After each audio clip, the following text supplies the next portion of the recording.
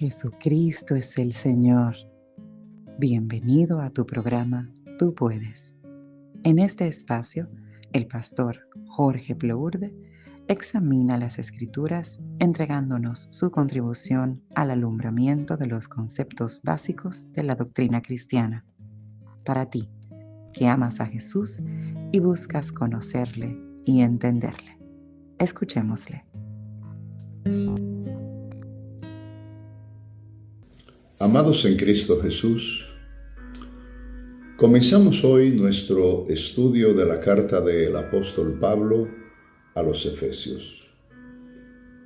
Como todos los materiales producidos que se someten a estudio, deben pasar primero por lo que se llama la ambientación del producto, lo que implica conocer quién es el autor, quiénes son los receptores, las circunstancias de ambos cuando se escribió y cuando se recibió, el por qué se escribe, el propósito de la escritura, cuál es la ocasión en que se escribe, cuáles son las circunstancias en que está el autor y también los receptores, que podrían ser la gran motivación para producir la carta.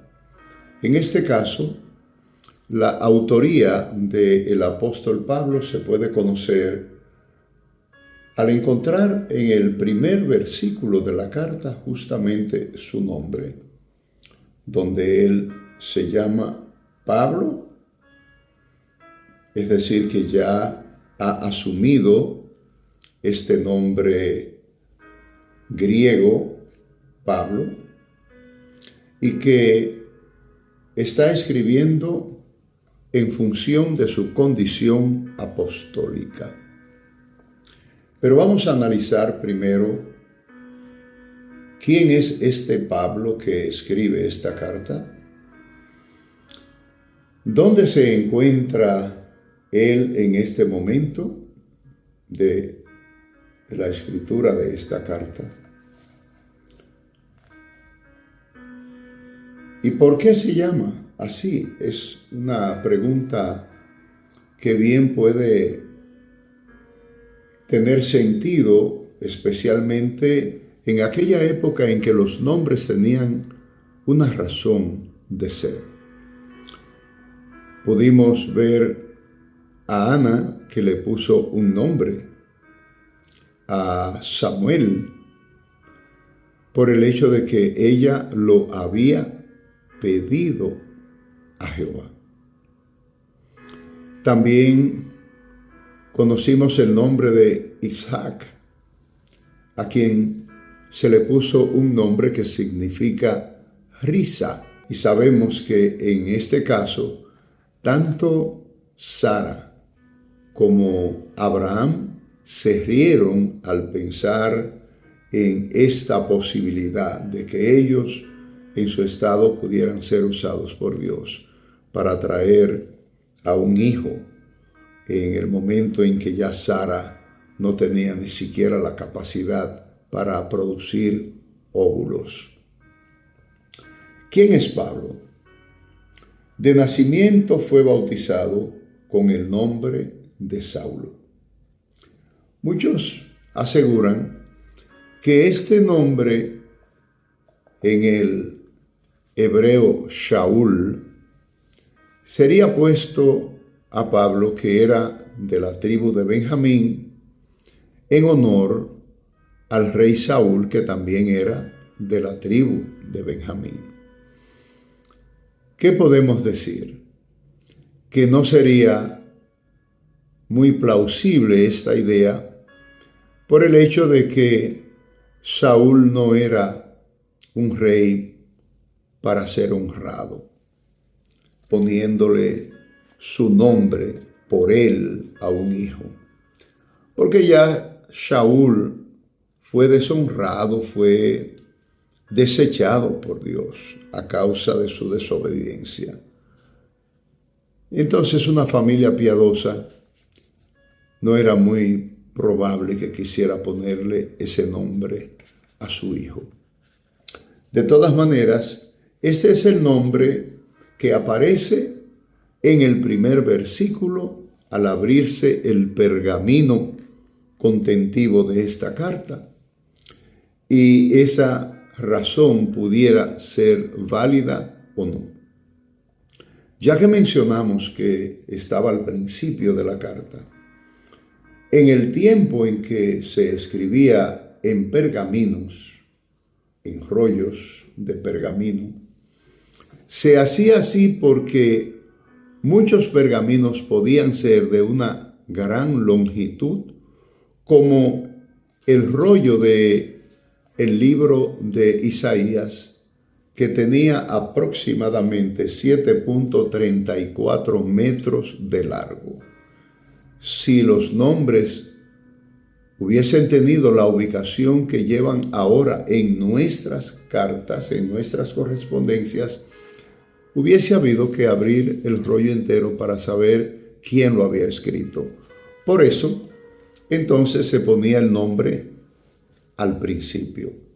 Es una buena razón, ¿verdad? Así fue en este caso. Pablo estaba allí en el primer versículo, y el pergamino ya había sido el sustituto de otros materiales que se utilizaron entonces para recibir las primeras escrituras. Como sabemos que los primeros jeroglíficos que se produjeron en forma de comunicación, en formas de letras que comunicaban ideas, fueron plasmados en piezas de barro blandito, un barro que no estaba cocido, que permitía que con un estilete, que podía ser la pluma de un animal o una pieza de una pequeña ramita, que se le hiciera un corte inclinado, ¿verdad? Ese corte serviría para dejar una punta en lo que se convertiría en un lápiz, en un bolígrafo de entonces, ¿verdad? Pero también sabemos que más tarde, cuando llegaron los metales, se hicieron de metal. Se escribía sobre tablillas de barro. Esas tablillas de barro no cocidas provocaban que en el tiempo lo que se escribía se borrara. El manoseo, el transportarla, pero también se borraba para, una vez conocida la información, se podía responder inclusive en la misma tablilla o tablillas, porque para compartir una idea larga, entonces se utilizarían varias piezas. Cuando eran documentos oficiales llamados a perdurar, entonces los cosían, los horneaban. Y otros que no fueron llamados a perdurar, pero que eran parte de una gran cantidad de documentos que se habían guardado y que no tenían esa técnica, se convirtieron también en tablillas perdurables cuando invasores que incendiaron los principales edificios de esas ciudades invadidas, incluyendo sus bibliotecas, fueron quemadas. Entonces esas tablillas que estuvieron allí almacenadas se convirtieron en piezas perdurables que han permitido que hoy se conozca mucha de la práctica, las culturas de las civilizaciones antiguas. Entonces, el pergamino viene a sustituir las tablillas, pero también sustituye los papiros, que eran hechos de unos junquillos que crecían en las orillas de los ríos, especialmente en este caso en el Nilo, que era el gran productor de papiro. El papiro se deterioraba más fácilmente, resistía menos los embates de las inclemencias del tiempo, mientras que el pergamino, que era hecho de la dermis, de la piel de animales, se le quitaba la epidermis y la hipodermis y entonces se estiraba al máximo posible, se raspaba para quitarle las grosuras y todo lo que no fuera útil para mantener limpia y lisa la piel, que luego era también alisada con piedra pómez, una piedra llamada pumita, que era porosa y permitía producir un material exquisitamente suave y muy útil para recibir escritura.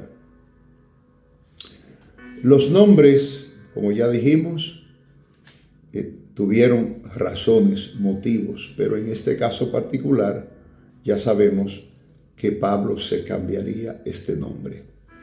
¿Dónde nace Saulo? Su nombre nos da también ese dato, Saulo de Tarso. Tarso es una ciudad perteneciente a la provincia de Cilicia, en Asia Menor, lo que hoy es conocido como Turquía, a orillas del mar Egeo. Para cuando ocurrieron estos eventos, Tarso había alcanzado un gran desarrollo junto con otras ciudades de esa zona del mar Egeo. Cilicia era famosa por sus telas, que se producían con pelos de cabra y, sin ninguna duda, de ovejas, corderos, que utilizaban para producir diferentes tipos de tejidos telares que servían para vestiduras, pero también para hacer tiendas, como se dice que fue el caso del apóstol Pablo, que se le encuentra en Atenas reunido con Sila y Aquila, con quienes comparte el oficio de hacer tiendas. Así lo traducen algunas Biblias, mientras que otros traducen las hechuras del apóstol Pablo, las cosas que hacía en materiales para el servicio religioso de los judíos, especialmente el talit, que es ese manto que los religiosos judíos suelen colocarse en la cabeza cuando van a orar. El jovencito Saulo va a salir en algún momento desde su tierra natal hacia la ciudad de Jerusalén. Al hablar de Tarso como tierra natal, debo dejar como información adicional de que también este dato es controvertido. Y hay quienes piensan que Pablo posiblemente nacería en el área de Judea y que en esos momentos en que, por causa de los asedios romanos, los judíos tuvieron que salir huyendo hacia diferentes lugares y la mayoría prefirieron irse a esa línea de el mar Egeo, donde habían ciudades muy prósperas, como era, por ejemplo, la ciudad de Éfeso, y otras ciudades, pero especialmente Éfeso, que llegó a tener decenas de miles de habitantes en una época, bueno, se habla de 100,000, 200,000 personas, en una época en donde las grandes ciudades no pasaban de 5 a 10,000 personas, lo cual hacía ese destino muy deseado para personas que tenían que emigrar y podrían pensar que allí podían reiniciar su vida y encontrar formas de ganarse el pan.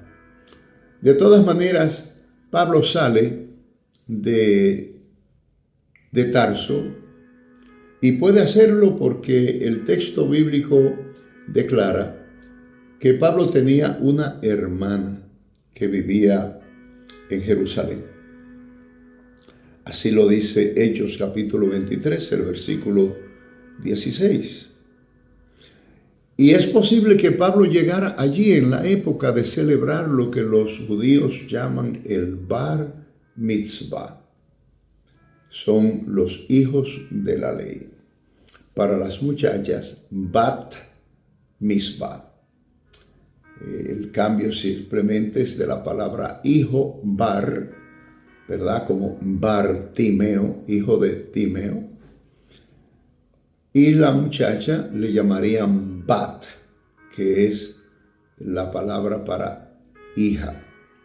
Entonces, ¿a qué iban ellos? Bueno, ellos iban porque tenían que pasar por ese rito. La mayoría de los jóvenes judíos que seguían la línea religiosa preparaban a sus hijos para retener, conservar el idioma, los instruían en todos los detalles que tenían que ver con la ley y con la experiencia judía. Recordamos que nos narra el libro del Éxodo que los padres, en el día en que se iba a celebrar la Pascua, en el momento de comerla, se pondrían de pie, vestidos como si fuesen a emprender camino, y les contarían a los hijos, quienes preguntaban, ¿por qué hacemos este rito? Era una especie de ceremonia que hacían antes de comer la Pascua. Y entonces se hacía un recuento histórico, lo que nos habla del por qué esta nación ha conservado sus tradiciones, pero de manera especial su lengua. La mayoría de las lenguas antiguas se perdieron. Cuando nosotros pensamos en el territorio de Ugarit, el ugarítico se perdió. Cuando pensamos en las lenguas de los sumerios, esas lenguas se perdieron. Y cuando pensamos entonces en la lengua hebrea, esa lengua de origen semita, que habían muchos lenguajes del mismo origen del semita. Sin embargo, los israelitas fueron los únicos que lo guardaron. Aunque sabemos que durante los exilios, muchos de ellos, incluyendo algunos que no se exiliaron, como fueron los samaritanos, que perdieron su idioma porque cuando fueron invadidos por las naciones asirias, ellos trajeron sus idiomas, los impusieron, de tal manera que cuando Cristo llega, ya los samaritanos eran extranjeros. El pueblo hebreo enseñó a sus niños a leer la Torá en el hebreo de la época, hoy llamado hebreo antiguo. Los que se fueron y vinieron hablando hebreo, muchos de ellos vinieron hablando un hebreo contaminado, mezclado, que llamaron el Yiddish. Y sabemos que el hebreo también tuvo un dialecto famoso que Cristo lo habló, y muy posiblemente el apóstol Pablo también lo hablaría, que fue el arameo. Entonces, esa celebración del Bar Mitzvah era como una presentación pública en donde los jóvenes leerían una porción de la Torá, recitarían también una porción, y a partir de allí ellos adquirían deberes y derechos. Ellos podrían pensar en casarse, tendrían responsabilidad civil, ya no el padre, y también tenían el derecho de formar quórum en las oraciones que se hacían en los lugares propios para la oración, en el templo, en la sinagoga. Cuando iban a orar necesitaban un número y ellos podían completarlo. Entonces, ya ese paso del bar mitzvah era uno requerido para una persona como el apóstol Pablo, que desde el principio ya se sabe que tenía una mentalidad hacia las cosas de la religión judía. Él prontamente se pondría bajo los pies de un tutor llamado Gamaliel, que resulta ser hijo de un señor muy conocido y muy especial en la sociedad judía de entonces, llamado Hillel, que es el padre o el fundador de una de las dos grandes escuelas que había entonces, la escuela de Hillel y la escuela de Shammai, que es la que se dice que fue donde Jesús participaría, porque se le consideraba una escuela más espiritual. ¿Llegaría el apóstol Pablo en esa carrera a algún nivel especial? ¿Cuál sería el máximo rango que el apóstol Pablo llegaría a tener en su carrera religiosa? Bueno, él mismo, y conocemos al apóstol Pablo, que defendía muy bien su ministerio y su condición judía, él era un hombre, digamos, que no barajaba los pleitos. Muchos de sus libros contienen la defensa del ministerio del apóstol Pablo, pero también no solamente la defensa, sino que Pablo tomaba las armas rápidamente para embestir a aquellos que querían sembrar doctrinas falsas.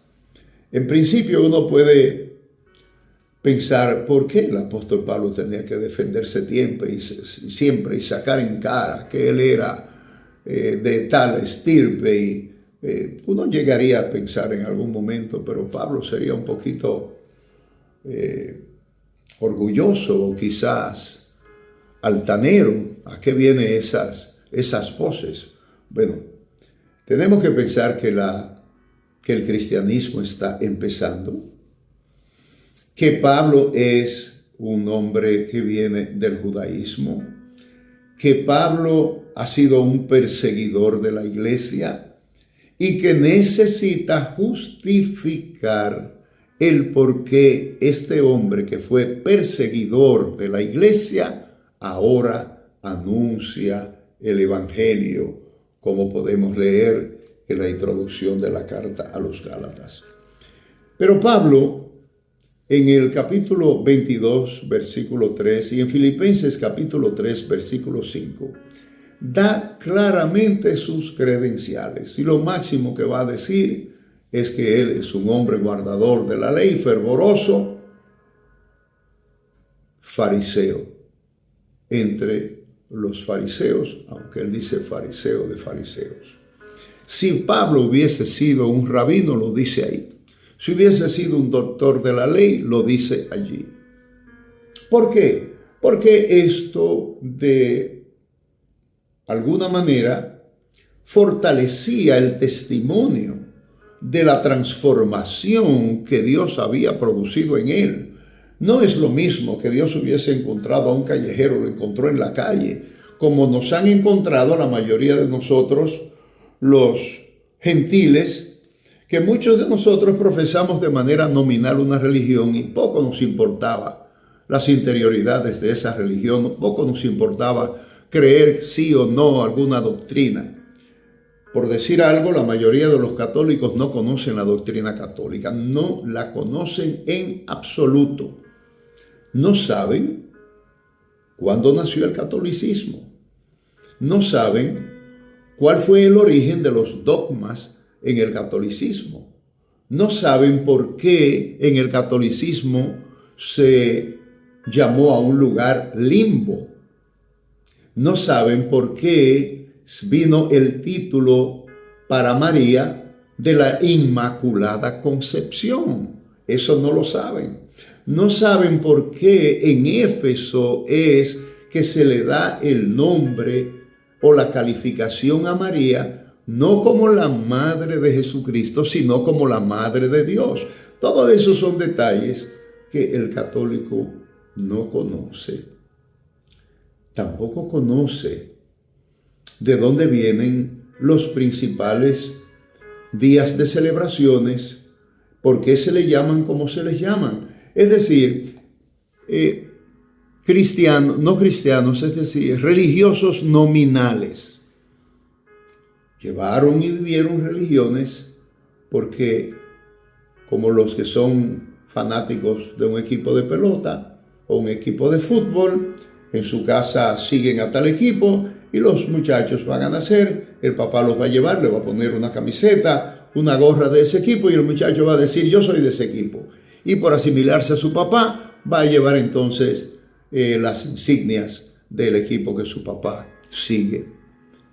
Pero eso no tiene ningún significado. Cuando viene alguien y nos convida con una forma convincente para que nos hagamos parte de otro equipo o nos emplean en el otro equipo, nos vamos a cambiar. Pero igualmente en materia religiosa, el que no tiene esos compromisos de el conocimiento y el por qué soy mormón, por qué soy testigo de Jehová, por qué soy islámico, por qué soy budista. Esas personas, cuando se les habla, por ejemplo, los indios en la India no tienen ningún problema cuando se les predica el evangelio en hacerse cristianos. ¿Por qué? Porque la manera de vivir su vida religiosa en la mayoría de los casos es el seguir a cantidades de dioses. No le prestan mucho atención al significado de este Dios o aquel, cuáles son sus exigencias y cuáles son las del otro. Cuando se les presenta el cristianismo, se les presenta a Cristo como Dios, los reciben sin ningún problema. El detalle viene cuando se les dice que ese tiene que ser su único Dios. Entonces ahí hay problema. Entonces le dicen, no, porque nosotros también adoramos a otros dioses. Y en el caso del cristianismo y el judaísmo, hay una exigencia innegociable que es el Dios único. Jehová le hizo entender a su pueblo una expresión que llegó a tener un nombre, el Shema Israel. Israel, Jehová tu Dios, uno es, y no hay Dios después de él. Jehová es el único Dios. Entonces, este entendimiento, ¿verdad?, nos enseña por qué Israel mantiene esa cultura. Cuando se habla, por ejemplo, estudiando las culturas antiguas, las civilizaciones antiguas, Israel es el único que aparece que no negocia su matrimonio endogámico, que no se casan con otras mujeres y que no adoran a otros dioses. Como nación, como principio fundamental de nación, aunque podemos y vamos a ver en la historia que Israel pasa por muchos periodos de idolatría, pero siempre van a tener a Jehová de frente. Siempre van a tener a los profetas demandándoles un cambio, pidiéndoles a ellos, no, Señor, ustedes no pueden pecar contra nuestro Dios de esta manera. Y entonces vienen los castigos de parte de Dios, entre los cuales está esa dispersión del Israel del norte, donde se van ahí 10 tribus a la dispersión, que todavía están dispersas, y luego se llevan las otras dos tribus, la tribu de Judá y la tribu de Benjamín. Y digamos que aquí hay que hacer un ajuste, porque muchos de los levitas, ¿verdad?, se fueron con este pueblo al exilio a Babilonia, no porque la tribu de Leví se fuera a vivir a Judea, sino porque como Jeroboam había hecho un templo en Jericín como materia cautelar para evitar que se le fueran sus nacionales, la gente del norte se le fuera para el sur, porque el templo donde habría que adorar estaba en Jerusalén. Sabia y humanamente, con sabiduría humana y diabólica, entonces el amigo Jeroboam, que la Biblia lo declara siempre, el que hizo pecar a Israel, se construye un templo en Jericín, se construye unos toros, unos bueyes de oro, y les dice al pueblo: estos son tus dioses que te sacaron de Egipto. Aquí vemos, ¿verdad?, las razones por las cuales Dios se lleva a ese pueblo. Los castiga, y hasta el día de hoy, de hecho, ellos han perdido, la mayoría de ellos han perdido el rumbo. Muchos de ellos se han convertido en grandes negociantes, son nominales, son personas que el sábado guardan de cierta manera el Shabbat, el descanso, pero los que los conocen de cerca saben que hay contaminación en esas cosas y que son formas de vida completamente religiosas. No hay temor de Dios en ellas. Bueno, de esta manera damos por terminado nuestro primer episodio en lo que es el estudio de la carta a los Efesios.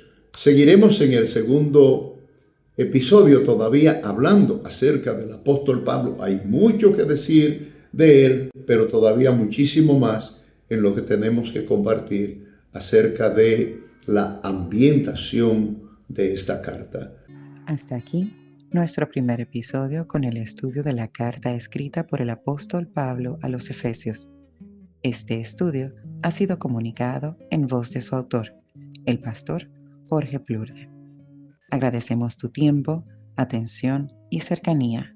Te invitamos a compartir y te esperamos en el siguiente episodio. Tú puedes.